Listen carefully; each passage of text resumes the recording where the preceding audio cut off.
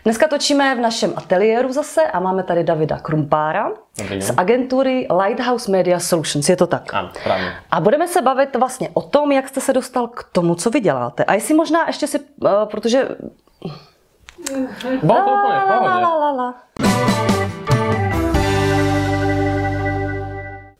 Tentokrát natáčíme z našeho ateliéru a vítáme u nás Davida Krumpára, což je majitel, je to tak? Ano. Majitel agentury Lighthouse Media Solutions. A vy se staráte o výkonnostní reklamy, je to tak? Správně. A budeme se teď bavit o vašem příběhu. Jak jste se vlastně dostal k tomu, že máte firmu a že se staráte tady o tu oblast? Studoval jste to, nebo dá se vůbec jako studovat tady ten obor někde na střední škole? V prvom rade ďakujem za pozvanie. Začal som prácou v e-shope, kde som mal na starosti klasickú administratívu, vybavoval som bežnú agendu zákazníkov, objednávky, reklamácie. Počas práce v e-shope sme spolupracovali s jednou agentúrou, kde ma táto práca veľmi oslovila. Bolo to už pred niekoľkými rokmi, kedy tých agentúr ešte nebolo toľko ako dnes. A potom som sa rozhodol, že by som tieto služby mohol ponúkať klientom rovnako, pretože bol som veľmi dlho v tomto kolobehu a celkovo som sa chcel zamerať skôr na pomoc e-shopom v nejakom ďalšom rozvoji v rámci ich výkonnostných kampaní. Takže klasicky jste pracoval v e-shopu a pak jste si řekl, že byste chtěl jako na živnost. Začal jste jako živnostník, nebo jste založil SROčko? Začal som sám s tým, že som sa v podstate zameriaval čisto na performance reklamy. To bol jediný nejaký reklamný kanál, s ktorým som mal predošlé skúsenosti. To znamená, že kľúčové slova, vyhodnocovanie, cenové ponuky, nejaký return on investment a podobne. Následne, keď tej práce začalo byť viacej, tak som sa začal obzerať po nejakých ďalších kolegoch, ktorí by mi pomohli s grafikou, s optimalizáciou pre vyhľadávač, s cenovými porovnávačmi a prípadne s nejakou ďalšou kreatívou. A kolik vás je třeba teď? Aktuálne pôsobíme v 2 mestách na Slovensku. Pôsobíme v Bratislave, kde máme centrálu, je nás aktuálne 13 a pôsobíme v Trenčíne, v mojom rodnom meste, kde sme 4. A co všechno teda vy můžete poskytovat klientům, nebo kdo jsou třeba vaši klienti? Naši klienti sú stredne veľké a väčšie e-shopy, ktoré sa už dostali počas svojho podnikania na nejakú hranicu a chceli by sa posunúť niekam ďalej. To znamená, že nie sme pravdepodobne úplne určení pre nováčikov. A myslím si, že by takáto spolupráca nebola efektívna primárne pre tých nováčikov. To znamená, že ponúkame klientom možnosť ďalšieho rozvoja v performance marketingu, to znamená, že reklamy na Google, cenové porovnávače, vyhľadávače, affiliate marketing, optimalizácia pre vyhľadávač, to znamená, že nejaké zlepšenie organických pozícií a rovnako performance na social, to znamená, že nastavenie remarketingu, dynamické reklamy z katalógu a podobne. Nezameriavame sa vôbec na videá ani na fotky, vieme to samozrejme zabezpečiť cez našich externých partnerov, ale nie sme agentúra, ktorá by sa venovala točeniu nejakých videí alebo spotov.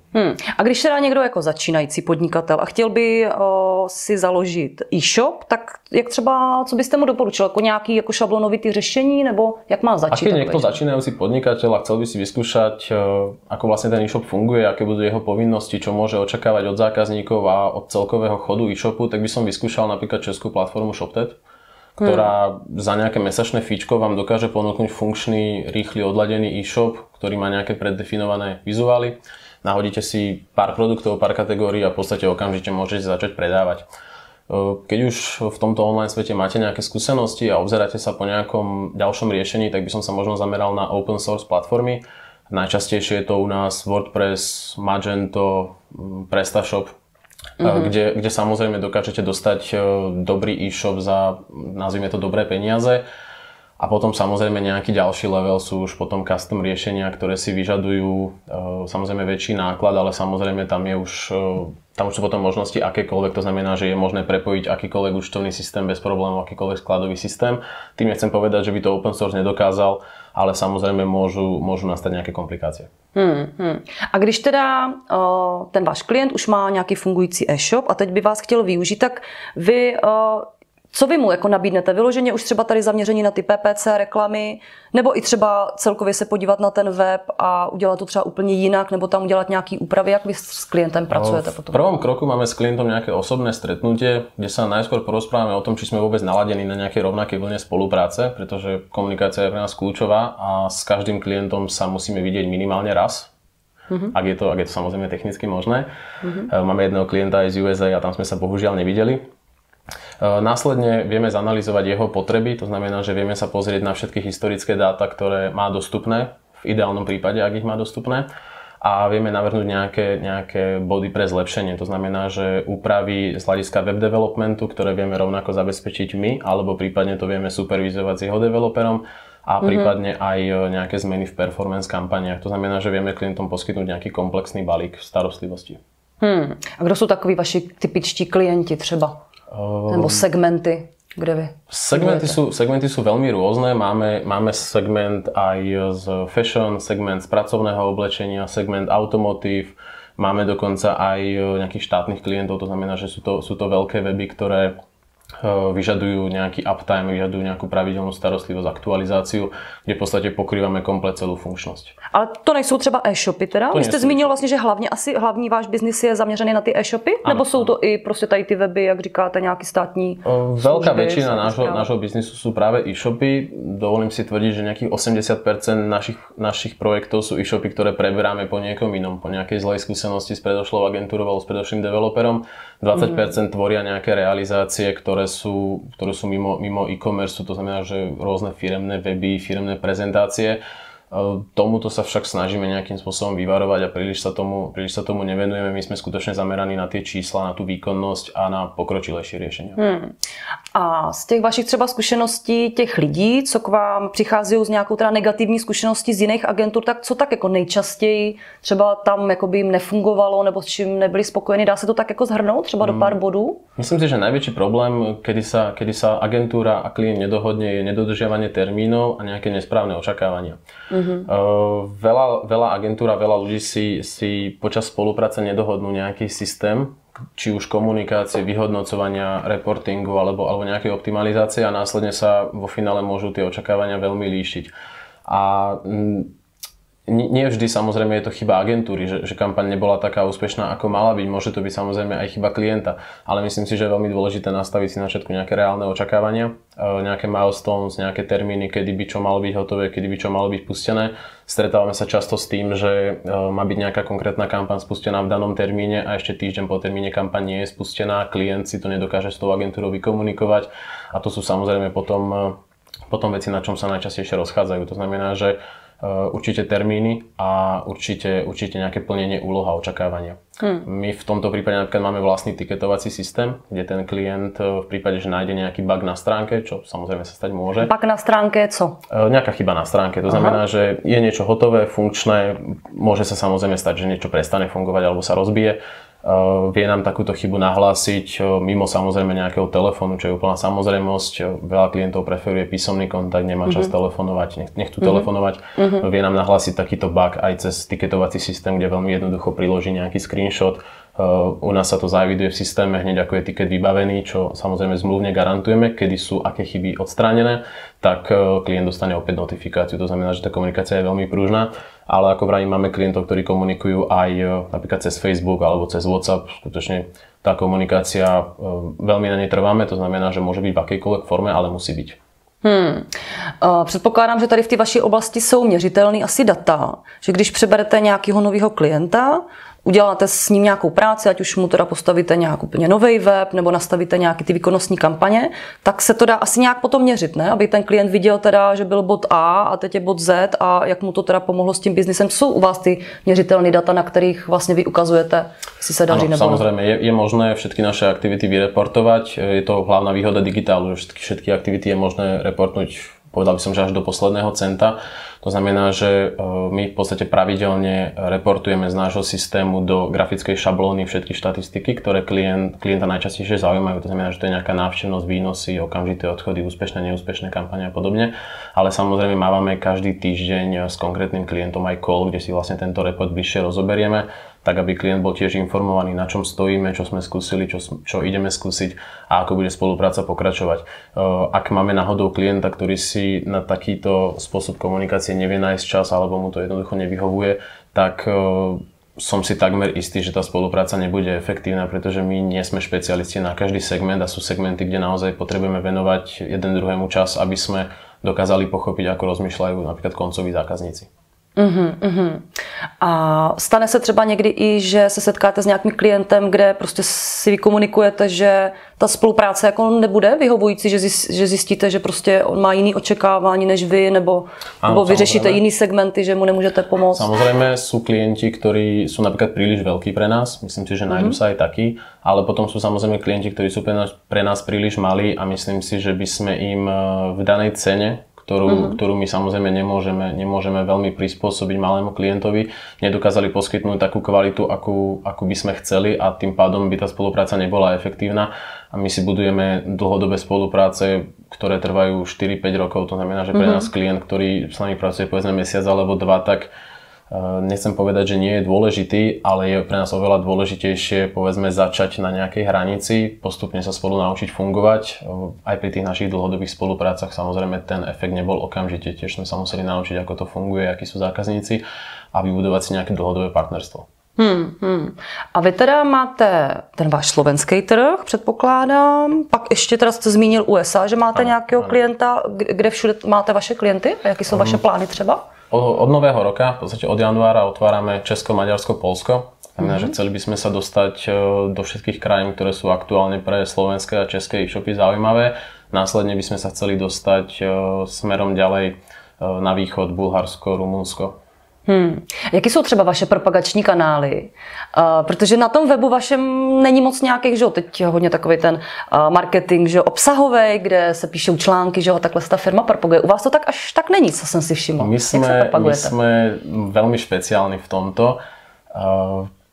Ja preferujem kvalitu pred kvantitou, to znamená, že za tie roky samozrejme boli aj veľmi úspešné spolupráce, rovnako máme aj veľmi spokojných klientov, ktorí s nami pracujú niekoľko rokov, ale bol som presvedčený, že dokedy tá prezentácia nebude 100%, tak dotedy ju neuverejníme. To znamená, že my sme za celé obdobie v podstate nikdy nevypublikovali nejaký reklamný článok alebo nejaké self-promo. Všetci naši klienti pochádzajú z nejakej referencie alebo prípadne z nejakého výberového konania, kde sme v podstate superili s nejakými viacerými firmami. To znamená, že publikovanie článkov, ktoré nemajú výpovednú hodnotu, to nie je naša šálka kávy. Jezdíte třeba na nějaký konference, nebo kde vás můžou vidět nějaký potenciální zákazníci nebo lidi, co by se o vaše služby zajímali? Doteraz sme chodili na všetky konferencie ako návštevníci, ale tým, že od nového roka expandujeme, tak nás môžu naši budúci klienti vidieť napríklad na Czech Online Expo v Prahe, kde budeme mať vo veľkej sále dokonca aj prednášku. Takže veľmi radi... A na téma? Na téma performance marketing a prečo sledovať dáta, prečo ich vyhodnocovať. Takže veľmi radi uvítame kohokoľvek, kto má rád čísla a chce sa posunúť v performance ďalej. My budeme spolu točit ještě tutoriál o PPC kampaních. Kdybyste o tom něco mohl říct, o těch PPC kampaních, pro jaký segment to funguje, nebo nějaká ta vaše zkušenosť za tu dobu, co v tom biznisu děláte? Myslím si, že v prvom kroku by si mal klient hlavne určiť, že či sú PPCčka pre neho vhodné alebo nie. Samozrejme sú segmenty, kde to nemusí byť úplne najlepší kanál pre predaj, ale ak teda počítame s tým, že je to pre neho nejaký vhodný kanál, tak by si mal hlavne určiť, že akí sú jeho zákazníci v prvom kroku. Znamená, že mal by sa veľmi rýchlo naučiť rozmýšľať ako jeho cieľová skupina, ktorá dané produkty alebo služby vyhľadáva, ako sa správajú pri nákupe produktov alebo služieb, či využívajú nejakú telefonickú rezerváciu alebo si chcú niečo objednať cez klasický e-shop alebo chcú nejaký kontaktný formulár. A následne samozrejme v ideálnom prípade osloviť odborníka na PPCčka, ktorý sa ešte okrem toho pozrie aj na web, pretože úspešnosť PPC kampaní nie je len o tom, či sú dobre nastavené kľúčové slová, či je tam rozpočet, ale je to samozrejme aj nejaká kombinácia ďalších faktorov. Kvalita webu, zverejnené referencie, pozitívne referencie niekde na social alebo na iných weboch, nejaký celkový feeling, obsahový marketing a podobne. Myslíte si, že vôbec jakoby člověk jako živnostník, malá firma je schopná si ty PPC kampaně pojmout jakoby sama bez nějakých jakoby fakt rozšířených znalostí? Protože třeba z mý zkušenosti jsem zkoušela na nás, vlastně na naší personální agentuře, si tam dát nějaký kampaně a musím teda říct, že to je fakt jako strašně složitý a zjistila jsem, že to opravdu není o tom si to jako nastavit a mít to nějak jako nastavený, ale že furt se do toho musí zasahovat, upravovat to, takže jako moje zkušenosť je taková, že snad to jako ani nejde, ale to by mě zajímal váš názor.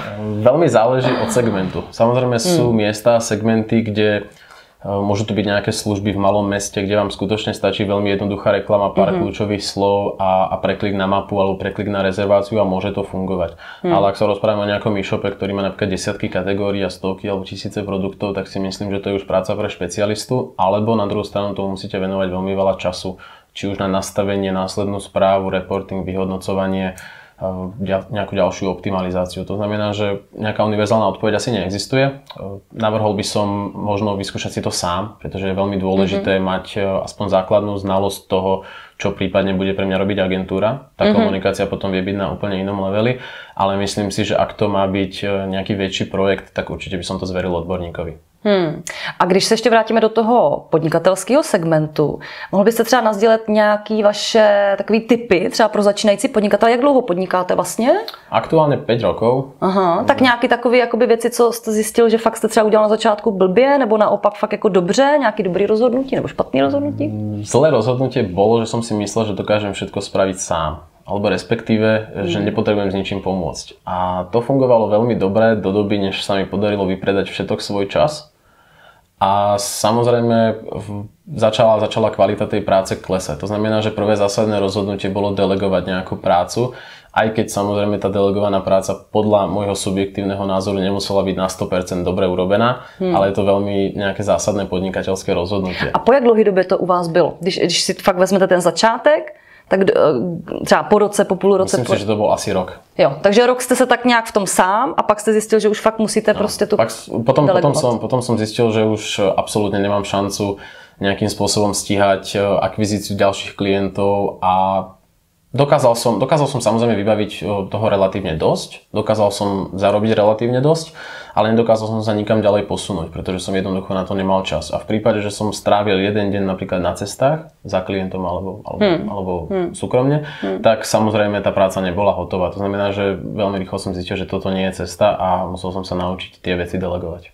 No a teď už teda máte, jste řekla, 13 lidí plus 4 na ty druhé pobočce. A jak se vám daří vlastně ten tým jako udržet z vašeho pohledu i jako nějakého vlastně majitele nebo jednatele té vaší agentury, je to tak, že jo? Ano.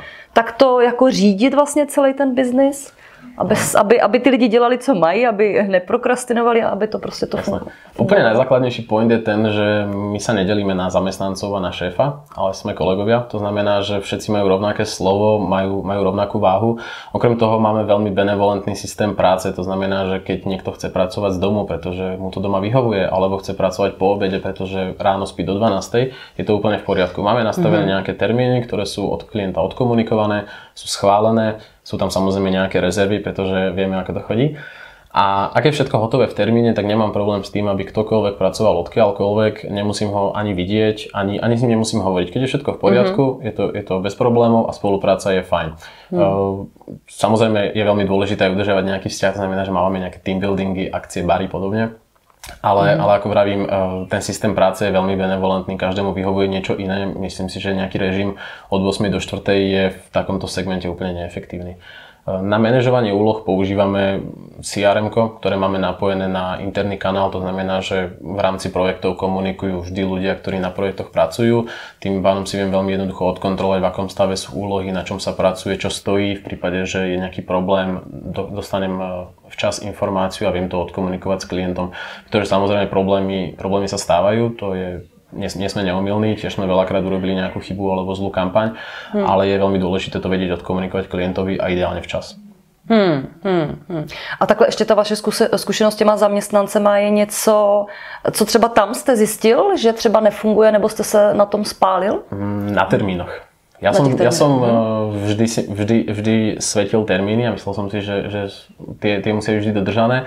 Ale až potom, ako som začal pracovať s inými ľuďmi, ktorí toto nadšenie nezdielali, tak som zistil, že termíny musím si dávať nejakú rezervu. To znamená, že preto keď niečo povedzme trvá 3 dní, tak radšej klientovi poviem, že pravdepodobne to bude trvať 4, ale môže to trvať týždeň, pretože viem, že môže sa samozrejme medzi tým niečo stať. Ale v 99% prípadoch už poznám ten objem, poznám, ako tí ľudia pracujú. To znamená, že viem ten termín odhadnúť na 99% presne, ale u nás v podstate tie termíny ani tak nie sú také hraničné, pretože ako vravím, bežná spolupráca od prvého kontaktu cez nejaké spoznávanie, prípadne analýzu a podobne trvá pokojne mesiac, dva. To znamená, že nie je to niečo, čo by muselo byť o týždeň hotové.